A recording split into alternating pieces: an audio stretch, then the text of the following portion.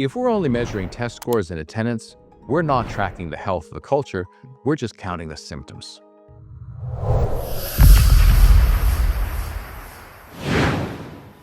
I was in a school recently where a leadership team had just completed a data review.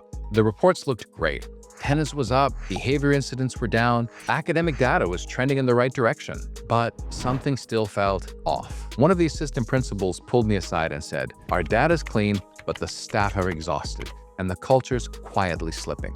Now that sentence stuck with me because I've seen this before, way too many times. Schools that look successful on paper, but are slowly hollowing out from within. And not because people aren't trying, but because they're not measuring what actually matters. When metrics stop telling the story, we've been trained to chase what's visible. Standardized scores, attendance rates, survey data. And yes, those things matter, don't get me wrong. Of course they're important, but they don't tell the whole truth. Because here's what those numbers can't always show. A staff team that's disengaging, students who are compliant but not connected, innovation that's stopped but no one wants to say it out loud. What gets measured gets managed, but what gets ignored gets worse. Let's look at the 3 truths I've seen shift how school leaders measure success, and why those shifts matter now more than ever. The first truth is that outputs do not equal health.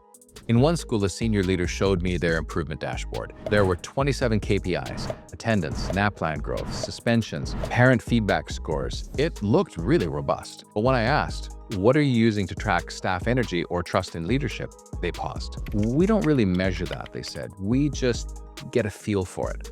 That's not unusual. Most schools track outputs because they're visible, external, and required. But culture isn't output. Culture is experience.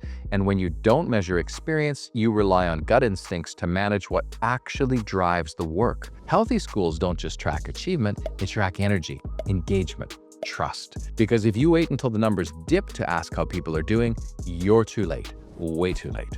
And when people know they're being measured on the wrong things, they start gaming the system or stop engaging entirely. Truth 2 is that misaligned metrics drive misaligned behavior. I once worked in a school where classroom walkthroughs were linked to performance plans. It wasn't malicious, it was accountability. But the result? Teachers taught to the observation. Feedback became box ticking. Innovation disappeared. Staff weren't resisting, they were protecting themselves. This is what I called out in the trust dilemma, and I'll put a link in the description below. And when systems reward compliance, culture responds with self-protection. And the moment your metrics don't reflect what matters, they start shaping what doesn't. And when leaders measure outputs without context, they unintentionally train staff to perform, to protect themselves, not improve. Now the solution? Design feedback systems with the people they're meant to serve. Measure growth as well as outcomes. Ask what would actually help, not just what's easy to report. But even if you shift the metrics, you still need a way to make those invisible things visible. And that brings me to truth 3.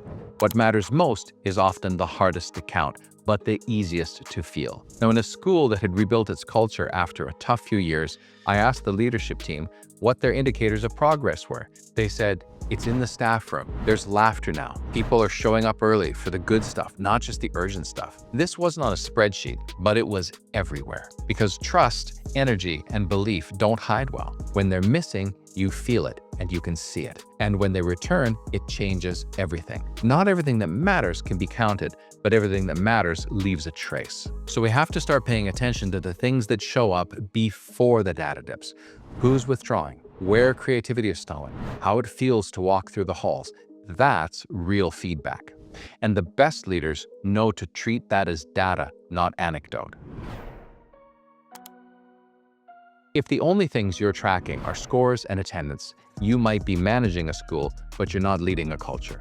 Because culture lives in the things we feel, not just what we record. The schools that thrive aren't just data-rich, they're relationship-rich, trust-rich, clarity-rich. And they get that way not by ignoring data, but by expanding the definition of what data is. So the question I'd like to leave you with is this. What would shift if you started measuring what really matters before it shows up in the outcomes? And this is exactly what we explore in the Professional Wellness Workshop, a free space I've created for school leaders that are ready to shift their leadership from numbers first to people always. And when you register, I'll also send you an advanced copy of my new book, Culture of Excellence: The Path to Empowered Teaching, Inspired Learning, and Intentional Leadership. Now, I would love to hear from you. What's one metric you've stopped tracking or one you wish you could start? Drop it in the comments. Let me know.